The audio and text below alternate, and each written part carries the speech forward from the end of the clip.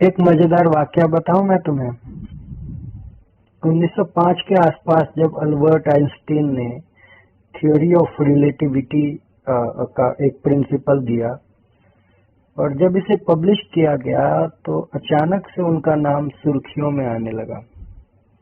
World के तमाम countries में उनको न्योता मिलने लगे, निमंत्रण दिया गया कि आप आए और इस थ्योरी को हमें बताएं, हमें समझाएं।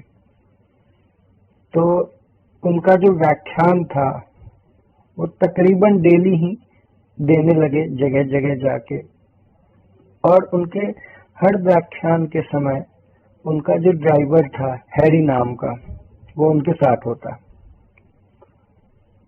गजब तो तब हो गई जब ब्राउन यूनिवर्सिटी में, अमेरिका में, आइंस्टीन की जगह हैरी ने थ्योरी ऑफ रिलेटिविटी पर पूरी की पूरी व्याख्यान दे डाली। लोगों को तनिक भी आभास नहीं था कि व्याख्यान देने वाला आइंस्टीन नहीं, उसका ड्राइवर हैरी था। ये कैसे हुआ? ये संभव हुआ क्योंकि दिन रात वो आइंस्टीन के साथ रहता था और साथ रहते रहते उसके अंदर थ्योरी ऑफ रिलेटिविटी की सारी चीजें कंठस्थ हो गई थी। अच्छा, इस घटना को बताने का मेरा प्रयोजन क्या है? मैं तुम्हें थ्योरी ऑफ रिलेटिविटी नहीं समझा रहा, बस ये बताना चाह रहा हूं कि सामीप्य या सानिध्य में रहकर हमारे व्यवहार और ज्ञान में क्रमशः बदलाव आता। ये नियम है प्रकृति का। इस पर कई रिसर्च हुए, कई मनोवैज्ञानिक प्रयोग किए गए और निष्कर्ष निकाला कि मनुष्य अपने आसपास के वातावरण या माहौल से अपने व्यवहार में बदलाव लाता है। अच्छा, मनुष्य ही नहीं, तमाम प्राणी, जीव जंतु, पेड़ पौधे, जितनी भी चीजें हम देख पाते हैं, उन सब के व्यवहार में क्रमशः जो बदलाव आता है उसका एक बहुत बड़ा कारण है आसपास क्या माहौल है, क्या वातावरण पनप रहा होता है। अच्छा, इस चीज को बताने का मेरा जो दूसरा प्रयोजन है वो ये है कि बचपन के टाइम में मेरे हाथ में एक किताब लग गई थी, अचानक ही, अकस्मात ही, हातिम ताई की। पेज पलटे, कुछ कहानियां पढ़ी, अच्छा लगा, शब्दार्थ पता चल गया, भावार्थ की फिक्र नहीं थी उस टाइम। बहुत सारी चीजें थी जो समझ में नहीं भी आई, और उन तमाम नहीं समझ आने वाले शब्दों और वाक्यों में एक था, नेकी कर दरिया में डाल। मैं थोड़ा सा और एलेबोरेट करूंगा। नेकी कर दरिया में डाल बात उलझाने वाली थी। नेकी कर तो ठीक, मगर उसे दरिया में डाल का क्या प्रयोजन, क्या भाव रहा होगा? वस्तु तो दरिया में डाला जा सकता, पर नेकी को दरिया में कैसे डाला जाए? खैर, बात आई गई हो गई, लेकिन मुझे जो सानिध्य मिलता गया पुस्तकों का, वो सिलसिला चलता गया और अनवरत जारी है। अच्छा, नेकी करने की सलाह प्रायः हर धर्म ग्रंथों में उल्लिखित है। महर्षि वेद व्यास के वचन हमें पता होगा, अष्टादश पुराणेषु व्यासस्य वचनम द्वयम परोपकाराय पुण्याय पापाय परपीड़नम। हमारे हिंदू धर्म में 18 पुराण हैं। इनमें से जो सारभूत वचन महर्षि ने कहा है वो ये कि परोपकार से पुण्य एवं पर पीड़ा से पाप होता है। बहुत सीधी बात है। अच्छा, बात भी ठीक है। किसी को अगर आत्म सुख मिलता है और उससे जो शुभकामनाएं निकलती है वो निश्चय ही उसे और सामने वाले को तृप्ति, आनंद और सुख देता होगा। और इसका वाइस वर्सा अगर लें, अगर कोई कष्ट में है, तुम्हारे वजह से कष्ट में है, तुमने पीड़ा पहुंचाई है, तो निश्चय ही उससे निकलने वाली जो रेज है, जो नेगेटिव रेज है, वो निश्चय ही विनाशकारी होगा। और तुम पाप के भागीदार हो गए। हमारे मानव जाति के इतिहास में असंख्य ऐसे उदाहरण मिलते हैं जो अनुकरणीय हो सकता है। ऐसे तमाम दिव्यात्मा पुण्यात्मा इस धराधाम पर आए एवं तमाम उम्र मानव जाति, बल्कि मैं कहूँ जीव मात्र की भलाई में अपना जीवन विसर्जित कर दिया। राम, कृष्ण, जरथुस्त्र, ईसा मसीह, मोहम्मद साहब, गुरु नानक, कबीर, बुद्ध, महावीर, बहुत सारे नाम हैं। और बहुत सारे नाम ऐसे भी हैं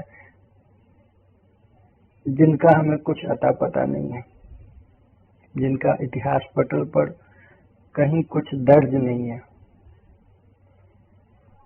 इन तमाम व्यक्तियों एवं घटनाओं में मैं वापस से अपना उत्तर खोजने लगता हूँ। नेकी कर दरिया में डाल। अच्छा, अष्टावक्र महागीता हम में से कईयों ने जरूर पढ़ा होगा, जिसमें प्रथम प्रकरण आत्म साक्षात्कार में जनक का प्रश्न था, कथम ज्ञानम वाप्नोति, कथम मुक्तिर्भविष्यति, वैराग्यम च कथम प्राप्तम, एतद् ब्रूहि मम प्रभु। हे मेरे प्रभु, आप मुझे बताएं ज्ञान की प्राप्ति कैसे होगी, मुक्ति कैसे हो सकता है, वैराग्य कैसे प्राप्त होगा, इन सारी चीजों को मुझे बताएं। अष्टावक्र द्वारा इस प्रश्न का उत्तर काफी विस्तार से दिया गया, परंतु अगर हम श्लोक 8 पर विचार करें तो शायद हम अपने उत्तर के कुछ करीब पहुंच सकते हैं। 8वां श्लोक ऐसा है, अहम करते इत्यम अहम मानम महाकृष्णा हि दंशितः, न अहम करतेति विश्वसामृतम पित्वा सुखी भव। अर्थात जब मनुष्य के मन में मैं करता हूँ ऐसा विचार प्रकट हो जाए तो जान लेना चाहिए कि उसे अहंकार रूपी सांप ने डस लिया है। मैं करता नहीं हूँ ऐसा भाव भरकर जो व्यवहार करता है, वास्तव में वही अमृत पीकर इस धरती पर सुखी हो सकता है। नेकी कर दरिया में डाल। श्लोक ने जरूर कुछ हद तक पर्दा हटाने में हमारी मदद की है। नेकी कर और कर्ता भाव को दरिया में डाल। मैंने अमुक को समय पर मदद की, मैंने उसे उधार दिया, मैंने किसी भूखे को खाना खिलाया, मैंने चींटी को चीनी खिलाई, आदि आदि। ऐसी तमाम विचारधारा तुम्हें अहंकार के मार्ग पर अग्रसर कर रहा है, पीछे धकेल रहा है। जाना ईश्वर के द्वार है, पहुंच कहीं और रहे हो। एक और जटिलता है, मैं अपने कर्ता भाव अर्थात मैंने नेकी की या मैंने कोई एक्शन ली, मैंने कोई कर्म किया, इसका परित्याग कैसे करें। प्रश्न जटिल है पर उत्तर सीधा है, बहुत ही सीधा, क्योंकि तुम कर्ता हो ही नहीं। कुछ अजीब लग सकता है पर ये सच है। हमें जरूर लगता है कि हम जो करते हैं उस पर हमारा कमांड है, कंट्रोल है, नियंत्रण है, पर यह बात पूर्णतया सत्य नहीं है। मेडिकल साइंस का मानना है कि हमारे शरीर में तकरीबन 7 ट्रिलियन नर्व्स मौजूद हैं। इसे ऐसे समझे कि अगर इस सारे नर्व्स को एक चेन में जोड़ा जाए तो तकरीबन 45 माइल जितनी लंबी चेन बन जाए, और उन सारे 7 ट्रिलियन नर्व्स में एक एक नर्व्स के अंदर लाखों न्यूट्रॉन होते हैं, और ये न्यूट्रॉन किसी एक सूचना को मस्तिष्क से शरीर के किसी दूसरे भाग में पहुंचाते हैं और किसी भी दूसरे हिस्से से मस्तिष्क को वापस कमांड भेजते हैं। इसे कौन कंट्रोल करता है? हद तक तो इंसान गिनती भी भूल जाएगा। अच्छा, कल्पना कीजिए 7 ट्रिलियन स्टाफ की कोई कंपनी है जो किसी काम को संपादित करता है। क्या कॉम्प्लेक्सिटी लेवल होगा।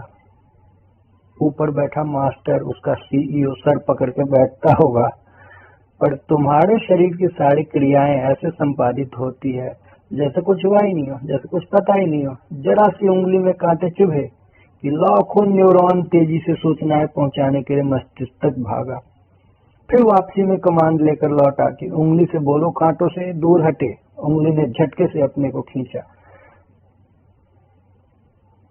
कब हो गया पता नहीं चला। आप समझ रहे हैं नंबर ऑफ एक्शंस कितने हैं, स्टेप्स कितने हैं।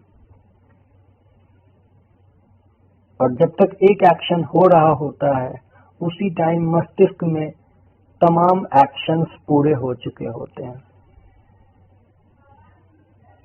निश्चित ही किसी बाह्य शक्ति का समावेश है। हमसे इन सारी क्रियाओं को पूरा करवाया जा रहा है। तुम करता नहीं हो तो ये अहंकार भाव भी नहीं होना चाहिए कि मैंने झुग्गी झोपड़ी में जाकर जन कल्याण किया, बड़ी बड़ी तस्वीर उतार ली, भूखे नंगों को साथ फोटो खिंचवा ली, अलग अलग साइट्स पे अपलोड कर दी। ऐसा भाव नहीं होना चाहिए। प्रेजोफोबिया एक वर्ड है जिसका सीधा सा मतलब है प्रशंसा पाने की बुरी लत। ये ऐसा ही है जैसा अष्टावक्र ने जनक को पिछले श्लोक में बताया। कर्ता भाव से अहंकार का सृजन, नेकी कर दरिया में डाल। सर्वविदित है कि भगवान श्री कृष्ण ने अर्जुन को गीता का उपदेश कुरुक्षेत्र के मैदान में दिया था, जिसमें से 2 श्लोकों को हम ले लेते हैं, जिसका हम आज जिक्र कर लेते हैं। अध्याय 2 का श्लोक 33 नंबर का। तस्मात् उत्तिष्ठ यशो लभस्व जित्वा शत्रुन् भुङ्गच्छ राज्यं समृद्धं मयि वेता निहता पूर्वमेव निमित्त मात्र भव सव्यसाचिन्।